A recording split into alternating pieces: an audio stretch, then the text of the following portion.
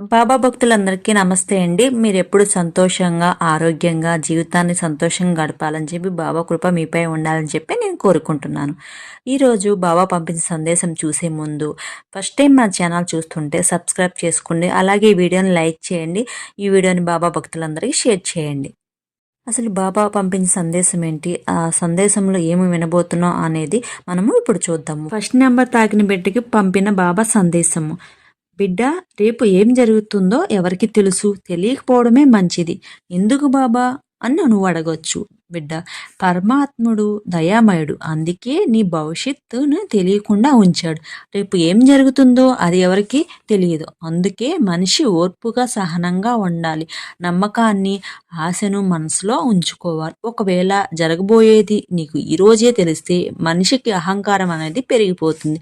భగవంతుడి మీద నమ్మకం అనేది ఉండదు. భగవంతుడు మనస్ఫూర్తిగా చెప్తున్న మాట అన్నమాట. మనిషి అయినా కష్టాలు వచ్చినప్పుడు అనుభవించాలి. మనిషికి కష్టాలు వస్తే అనుభవించేవాళ్ళు కదా బిడ్డ, తప్పదు. కష్టాలు ఎప్పుడు ముందు చెప్పి రావు.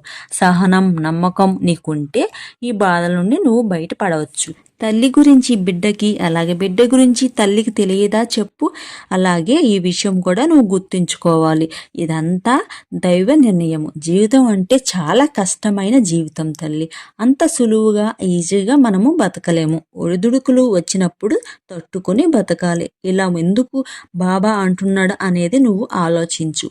నీ కోరిక ఏంటో నాకు తెలియదా చెప్పు. నువ్వు రోజు నా దగ్గర మొరపెట్టుకుంటున్నావు తీర్చమని. తీర్చనా చెప్పు. తీర్చడానికే బాబా నీకు ఈ సందేశం పంపించారు. ఇంకెందుకు బిడ్డ ఆలస్యం. ఓర్పు సహనంతో ఉండు. నీ కోరికలన్నీ తీరుతాయి. సంతోషంగా గడుపుతావు. నీ కుటుంబం కూడా సంతోషంగా ఉంటుంది. అర్థమైందా బిడ్డ? ఓం సాయిరాం. ఇప్పుడు సెకండ్ నెంబర్ తాకిన బిడ్డకి పంపిన బాబా సందేశం. బిడ్డ, చూసేవాళ్ళు, చేయించేవాళ్ళు అన్నీ పరమాత్మే. బాబా ఉనికిని తెలుసుకోవడానికి ఆలస్యం అవుతుంది నీకు. బాబా ఉన్నాడని తెలుసుకోవడం చాలా ఆలస్యం పడుతుంది.